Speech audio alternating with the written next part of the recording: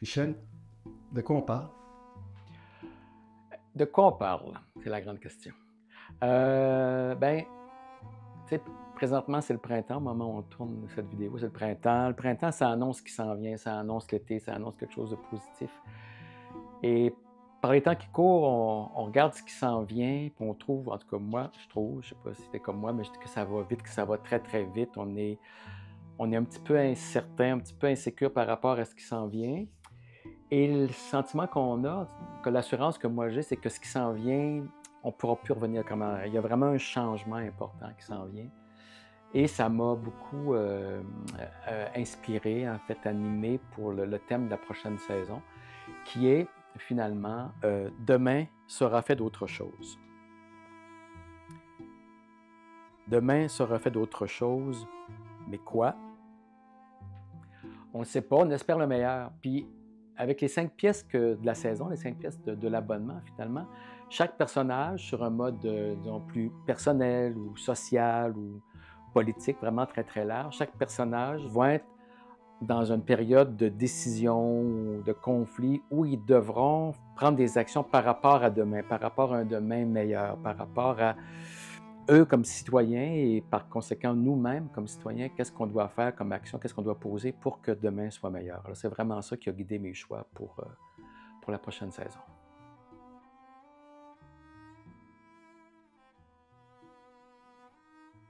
C'est quoi le premier show? Alors, la première pièce de la saison, c'est La délivrance. C'est un texte et une mise en scène de Rosalie Cournoyer, qui est une jeune autrice extrêmement talentueuse. Alors donc, c'est une fille qui arrive chez elle, dans sa famille. Le père n'est plus là, il y a la mère, il y a 2 tantes, il y a sa sœur, le beau-frère. C'est une ferme laitière familiale. La fille revient, on comprend qu'elle est en froid avec sa famille, elle est enceinte de 8 mois et quelques, personne ne le savait, grosse nouvelle, grosse surprise, grosse tension, etc., etc. Et la fille dit, je ne veux pas de cet enfant-là. C'est fort. C'est fort, c'est fort. Et dans un contexte aussi de ferme laitière. Donc, on est en région, on n'est pas en ville aussi. Ça, c'est intéressant. La dramaturgie, souvent, ça se situe en ville. On est en région, on est en Montérégie. Donc, il va y avoir des règlements de compte, il y a des choses qui vont se dire, des choses qui vont se dévoiler. Et un détail qui n'est pas un détail, c'est qu'on est en janvier 1998, en Montérégie. Donc, c'est la crise du verglas. Donc, pendant que la pièce se passe, il verglace dehors, et de plus en plus, l'électricité vient à manquer. Et donc, on est en plein dans le centre, au cœur du triangle de glace qu'on a appelé. Et dans cet endroit-là, sans électricité, où il fait froid, où la glace domine de partout, il y aura un règlement de compte où on parlera justement, donc les thèmes, moi, ce qui m'a intéressé aussi, ça parle de l'aigle et ça parle d'un sujet tabou qui est le non-désir d'enfant. Donc, c'est des choses qui ne sont pas banales. Et, et c'est des choses qui sont vraiment pas banales. Et je pense que moi, c'est ça qui m'a touché, qui a fait que j'ai voulu la ramener à la bordée. L'année prochaine, le 30 octobre 2025, ce sera le 30e anniversaire du référendum de 1995. Donc, et j'ai voulu ramener, en fait, j'ai voulu ramener ça, ce thème-là sur l'identité nationale, avec tout ce que ça peut vouloir dire, de ramener ça dans la conversation. Et demain sera fait d'autres choses. C'est aussi si on veut faire un pays ou pas, c'est aussi ça, demain sera fait d'autres choses. Où est-ce qu'on va de ce côté-là? Donc, j'ai pensé à un genre de trio, 3 pièces qui se tiennent ensemble et qui sont reliées par le thème de l'identité. La première de ces 3 pièces-là, donc la deuxième pièce de la saison, ça s'appelle Un nouveau jour. Alors là, j'ai demandé à Jean-Philippe Barry-Guérard, Jean-Philippe qui est un auteur dramatique, mais un romancier aussi, qui écrit des romans extrêmement, il a un œil extrêmement incisif, ironique, etc. Et donc, j'aime beaucoup ce qu'il fait. Donc, j'ai dit à Jean-Philippe, j'aimerais ça qu'on parle du référendum de 95, qu'il y ait une réflexion par rapport à ça. Alors lui, ce qu'il a imaginé, c'est que c'est dans un futur proche, et il y a eu un troisième référendum qui a été gagné par le camp du oui. Donc, le gouvernement, ce qu'il fait, le gouvernement a rassemblé 4 personnalités représentatives, distinctives, ayant le respecté de tous et de toutes. Et il a dit, ces 4 personnes-là, vous allez nous préparer un grand spectacle qui va présenter le Québec, le nouveau pays du Québec, au monde entier, un peu comme la cérémonie d'ouverture des Jeux olympiques. Et donc, alors les 4 personnes qui normalement devraient s'entendre assez rapidement sur ce que c'est l'identité québécoise, la nation québécoise, en discutant, se rendent compte qu'ils ne sont pas tout à fait au même diapason, ils ont toutes des biais, et plus ça va, il y a des lignes de fracture qui s'installent, et les lignes de fracture deviennent des cratères, et à tel point que tout à coup, le spectacle comme tel est peut-être remis en doute.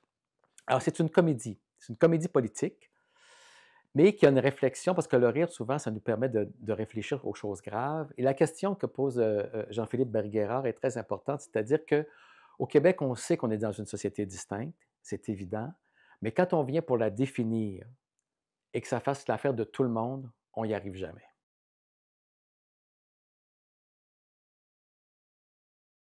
La troisième pièce de la saison, mais la deuxième pièce de ce trio-là, c'est L'Empire du Castor. L'Empire du Castor. C'est une pièce coécrite par Jean-Marc Dalpé et Alexis Martin, mis en scène par Alexis Martin aussi, mais aussi qui se sont adjoints 2 autres auteurs. Il y a Yvette Nolan, qui est une autrice canadienne d'origine algonquine et irlandaise, et Michael Mackenzie, qui est canadien, mais d'origine britannique. Donc, à cause aussi de leur spécificité. Donc, ces 4 auteurs-là vont travailler sur l'Empire du Castor. Et l'Empire du Castor, c'est quoi? C'est l'histoire de la Compagnie de la baie du Thon. La Compagnie de la baie du Thon, ce qu'il faut savoir, c'est qu'elle a géré le commerce de la fourrure du castor sur une très grande partie de toute l'Amérique du Nord. En fait, c'est la première multinationale. C'est le modèle de toutes les multinationales. Et le castor, à l'époque, c'était le pétrole d'aujourd'hui. Donc, il y a des richesses énormes qui se sont faites à partir du castor. Et il y a un gouverneur de la Compagnie de la baie du Thon qui s'appelait George Simpson, qu'on appelait l'empereur du Nord, qui a régné pendant plusieurs années. Donc, la pièce raconte l'histoire de cet empereur du Nord-là. Et donc, la Compagnie de la baie du Thon, cette compagnie-là a organisé, a influencé tout le rapport entre les francophones, les anglophones, les autochtones, a organisé tout l'empire colonial britannique. Et il a fallu, à un moment donné, créer un cadre politique pour cette compagnie-là, pour qu'elle puisse opérer correctement, et ça a été la création du Canada. Donc, la création du Canada est directement reliée avec les activités commerciales de la Compagnie de la baie du Thon. Ce qui fait que la pièce, l'Empire du Castor, c'est qu'on est dans un magasin de la baie à Winnipeg, c'est la maison mère. On a 6 commis, donc c'est un magasin à rayon avec des accessoires un peu partout. Et les 6 commis vont nous raconter aux spectateurs l'histoire de George Simpson, dans laquelle on aura évidemment des métis, des autochtones, des marchands, des traders anglais. Donc c'est vraiment un grand, grand spectacle qui va raconter les 40 années de règne de cet homme-là et à quel point ça a influencé tout le Canada d'aujourd'hui, tous nos rapports. Et pour nous, on fait ça aussi pour s'éloigner des clichés qui sont enseignés dans les écoles, souvent des clichés qui sont enseignés sur la traite des fourrures, l'importance de ça, même la création du Canada, pour avoir un autre point de vue et qui est raconté par 4 auteurs qui ont de par leurs origines, qui ont parlé aussi au nom de leur communauté. Oui, oui, c'est Alexis Martin, c'est le nouveau théâtre expérimental, très ludique, très... alors, les femmes jouent des hommes, les hommes jouent des femmes, on se met une perruque, il y a un côté à la bonne franquette, je peux dire, mais en même temps, c'est le récit qui est important. La troisième pièce du trio, la quatrième pièce de la saison, mais la troisième pièce de ce trio sur l'identité, ça s'appelle Le Chiard. C'est une pièce d'Isabelle Hubert, mis en scène par Jean-Sébastien Ouellette, et c'est une coproduction de la Compagnie dramatique du Québec, qui est la compagnie d'Isabelle et Jean-Sébastien. C'est quoi un chiard? Un chiard, c'est 2 choses. Donc, on le dit, c'est le chiard, c'est le bordel, hein? Mais c'est aussi un plat, un chiard. Un chiard, souvent, c'était fait avec les restants de la semaine. Tu sais? Bon. Mais en Gaspésie, le chiard, c'est un plat de morue salée avec des patates. C'est un plat bien gras, mais bien délicieux, semble-t-il. Donc, le chiard, alors, Un nouveau jour parlait, il y avait une perspective québécoise, l'Empire du Castor avait une perspective canadienne. Le Chiard, c'est en plus une perspective canadienne-française. Donc, on est en Gaspésie. La Gaspésie est un lieu très pauvre et qui est dominé par une compagnie qui possède toute l'exploitation du poisson. C'est la compagnie ça appartient à la compagnie. Donc, les pêcheurs sont engagés par la compagnie. La compagnie construit les maisons, donc les pêcheurs payent l'hypothèque de leur maison à la compagnie et l'épicerie appartient à la compagnie. Donc, et la compagnie régule les prix du poisson. Donc, évidemment, les pêcheurs sont toujours en dette, sont toujours endettés. Il n'y a pas juste aujourd'hui que nos cartes de crédit, qu'on est constamment endettés. Il y a un siècle, hein, c'était ça. Alors, l'histoire du char, c'est extrêmement intéressant. C'est une femme qui s'appelle Donatienne et elle est réputée pour faire le meilleur chiard de morue salée du village. Et le chef de la compagnie, le président de la compagnie, pour une raison qu'on va dévoiler dans la pièce, veut qu'elle lui fasse ce fameux chiard et elle a dit, tout ce qu'on a, nous les pauvres, c'est notre dignité, il n'est pas question que je donne du chiard, mon chiard, à ce patron-là. Et ça crée une tension, non seulement dans la famille, mais dans le village, et ça crée un incident politique sur le plan du village qui aura des répercussions sur la grève, etc. Donc, c'est une comédie. Isabelle Hubert, c'est celle qui a écrit 34B. Donc, c'est un peu la même idée, c'est-à-dire parler d'aujourd'hui à travers hier. Et donc, c'est une comédie sociale, je dirais, qui parle d'un événement réel, mais on aurait pu aussi parler avec les mines. En Abitibi, il y a eu la même situation avec la forêt en Mauricie. Et on pourrait dire qu'il pourrait avoir la même situation aujourd'hui dans des entrepôts de grandes multinationales. C'est la dernière pièce de l'abonnement dans notre série de 5 spectacles en abonnement. Il y a une comédienne qui étudie à Québec, ça fait je dirais une douzaine d'années, qui s'appelle Maude de Palma-Duquette, qui m'avait envoyé une pièce il y a un certain temps qui s'appelle Bénévolat. Elle a été produite il y a 2 ans à La Licorne. Très, très immense succès. Ils ont dû faire 10 supplémentaires. Elle a été reprise cette année. Je suis allé la voir parce que je cherchais, pour clore la saison, une petite pièce, 2 personnages, 3 pas plus, quelque chose de vraiment plus... parce que les autres pièces, c'est plus important financièrement, donc une petite pièce. Et j'ai été très, très touché de cette pièce-là que Maude, qui est une ancienne élève, là, à qui j'enseignais au conservatoire, de cette pièce-là. Puis c'est parce que ça fait appel à ce qu'on a de meilleur en nous, finalement. C'est ça qui m'a touché. Fait que bénévolat, en fait, c'était tout simple. C'est une jeune fille qui veut s'inscrire en médecine. Mais en médecine, il n'y a pas juste les notes qui comptent, il y a aussi ton engagement social, etc., etc. D'où le bénévolat. D'où le bénévolat. Et elle décide de faire du bénévolat pour garnir son CV et elle ne va pas dans une garderie, elle va dans une prison. Et dans cette prison-là, elle est assignée à un jeune homme qui a commis un homicide. Il est accusé d'homicide involontaire dans un dépanneur. Il a tué quelqu'un, mais bon, c'est un accident. Et lui, donc, pour sortir un peu plus rapidement, il décide de terminer son DEP, donc de prendre des cours de français, et elle vient donner des cours de français. Donc, c'est 2 univers extrêmes. Elle et les filles de médecins, lui, sa mère a des problèmes de drogue, d'alcool, etc. C'est vraiment 2 milieux qui sont comme ça. Tous les opposent. Tous les opposent, ils se rencontrent, c'est difficile, et tous les deux, ce qui est intéressant, c'est que tous les deux vont mettre à jour, vont donner un éclairage c'est-à-dire que lui va permettre à la jeune fille de se comprendre elle-même et vice-versa. Donc, il y a vraiment une rencontre. Il y a vraiment quelque chose, il y aura avant et après cette rencontre-là.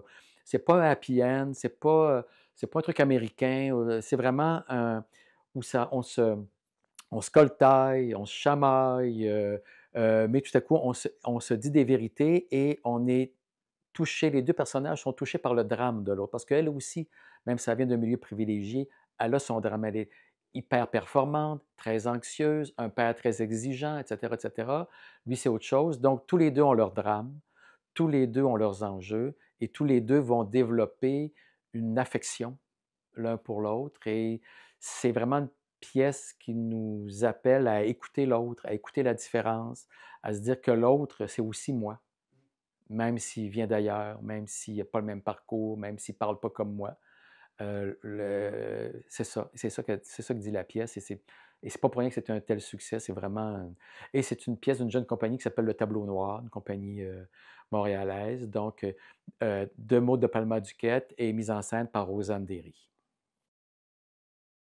On a toujours, donc, depuis 4 ans maintenant, 4 ou 5 ans, les 5 à 7. Donc, c'est une formule qui plaît beaucoup. C'est court, des pièces d'une heure, relativement légères en général, qui sont servies avec une boisson. Bon, c'est un forfait, si on veut. Alors, on continue ça parce que ça a beaucoup, les gens aiment beaucoup. Et notre première pièce en 5 à 7 est un peu dans le thème politique, disons. Ça s'appelle Détourner sa langue. Détourner sa langue, donc, c'est un texte de Claire Vitien-Pont. C'est Claire Vitien-Pont, qui elle aussi est une ancienne étudiante du Conservatoire de Québec, qui a terminé il y a une vingtaine d'années, et qui a fait une thèse de maîtrise, un mémoire de maîtrise, pardon, sur la langue française. Et ça lui a donné l'idée du spectacle. Alors, le spectacle, c'est très fun. C'est une conférence, mais c'est une fausse conférence, en fait. C'est une conférence qui parle de la langue québécoise, les accents. Qu'est-ce qui fait qu'on dit ah, tu as un accent québécois ou ah, tu n'as pas tout à fait un accent québécois? Et, euh, et aussi, sa réflexion, c'est sur la langue québécoise au théâtre. Pourquoi au théâtre, des fois, la langue qui est parlée, c'est pas la langue qu'on entend dans la rue? Et je parle pas d'un gros joie, là, d'un langage courant. Pourquoi c'est quoi notre rapport? Peut-être notre rapport avec notre langue n'est pas si clair que ça. Peut-être qu'il reste encore des tensions, des complexes, etc. Et c'est ça qu'elle explore à travers cette fausse conférence-là, où elle parle de la langue, bien sûr, mais elle parle d'elle, elle parle quand elle a fait son mémoire de maîtrise, donc c'est un peu autofiction, elle parle de ses enfants, euh, il y a des anecdotes, il y a des gags, il y a des capsules linguistiques, comme on entend à Radio-Canada très souvent. Donc, c'est plein de choses, c'est très, très ludique, pas loufoque, mais ludique, rigolo, sur un thème, effectivement, mais c'est quoi notre problème avec notre langue, finalement? Après, c'est au printemps, on a notre second 5 à 7, on a en général 2 par saison. Et là, c'est un jeune auteur, c'est son premier texte, le 5 à 7 servent à ça. Et où est-il? Ah, il est là, avec Marie-Ginette Gay. C'est une pièce à deux. Donc, alors, Méthadone Bertrand, c'est un texte et mise en scène de Vincent Paquette, jeune comédien qui est sorti du conservatoire il y a quelques années à peine. Alors, il y a un clin d'œil à la chanson Madame Bertrand de Robert Charlebois. Mais cette Madame Bertrand-là, elle est plus vieille, elle est toute seule, donc elle souffre beaucoup de solitude. Et donc, elle reçoit, il y a un petit livreur qui vient porter des médicaments. Donc, il travaille pour une pharmacie à toutes les semaines, à tous les mois, il vient porter des médicaments. Et ce jeune livreur-là est un peu coquin, c'est-à-dire que quand il se rend compte que les personnes âgées ne sont pas tout à fait... ben, il en profite pour subtiliser certains médicaments qu'il revend, bon, etc., pour se faire des sous. Et il pense pouvoir faire ça avec Mme Bertrand, sauf que les prix qu'il croyait prendre, elle est pas mal plus vive qu'il pensait, et c'est elle qui va l'attraper. Et il va y avoir une sorte de duel entre les deux. Il y a quelque chose qui va se créer entre les deux. Elle va l'attraper, il va être prêt à son propre jeu, et il y a une sorte de pacte qui va se dessiner, qui va se conclure entre les deux. Et c'est ça que la pièce va. Et c'est une pièce qui parle beaucoup de solitude, mais pas seulement la solitude de cette dame-là, mais la solitude de ce jeune garçon-là aussi. Donc, pour conclure la saison, on a toujours des pièces en accueil aussi. Et cette année, on a 4 pièces en accueil, ce qui est vraiment exceptionnel. Et c'est vraiment 4 petits bijoux. Je suis très, très content. Tu iras voir sur le site, toutes les informations, la description est là, mais je ne vais pas rallonger trop non plus le temps de cette vidéo. Donc, on a Fanny de Rebecca de Raspe qui met en scène Marie-Thérèse Fortin. On a aussi Clémence du Théâtre de l'Œil ouvert avec Jade Bruno, la directrice de cette compagnie-là. Donc, c'est une pièce qui s'inspire des chansons de Clémence Desrochers. C'est vraiment là, très, très beau, très doux, c'est formidable. On a, après ça, oui, d'Émilie Perrault, l'animatrice Émilie Perrault à Radio-Canada, La suspension consentie de l'incrédulité qu'elle a créée chez Duceppe en 5 à 7. Et c'est une ode aux spectateurs. C'est-à-dire que spectateur, ce qu'elle dit, c'est pas passif, c'est actif, et c'est important, c'est important un spectateur. Et c'est vraiment une ode, un cadeau pour les spectateurs. Et pour terminer, qu'est-ce que tu penses, mon petit bonhomme, d'après un texte de Jack Kerouac. Donc, c'est le grand Robert Lalonde qui va interpréter ça, qui va s'inspirer d'un texte du grand Jack Kerouac. Jack Kerouac était un jeune immigrant canadien-français au début des années 20. Alors, c'est vraiment super. Donc, ça clôt la saison avec nos 5 pièces en abonnement, nos 2 5 à 7, nos 4 pièces en accueil. Ben, c'est ça, c'est la saison. Alors, si tu vas sur le site, tous les détails, les descriptions, tout est là. Et puis, écoute, demain sera fait d'autre chose. Je ne sais pas de quoi demain sera fait, mais ce que je sais, c'est quand les gens vont venir voir les spectacles qu'on présente, c'est que c'est sûr que ça va animer une discussion, c'est sûr que ça va générer une discussion entre les couples, entre les amis, et que ça va servir au débat public. Ça, je suis convaincu de ça. Parce que, tu sais, je trouve que c'est une belle saison. Vraiment, on travaille fort, mais c'est un truc qu'on fait en équipe aussi. Mais cette saison-là, je pense que c'est vraiment une très belle saison. Merci, Raphaël. Plaisir, Michel, merci à toi.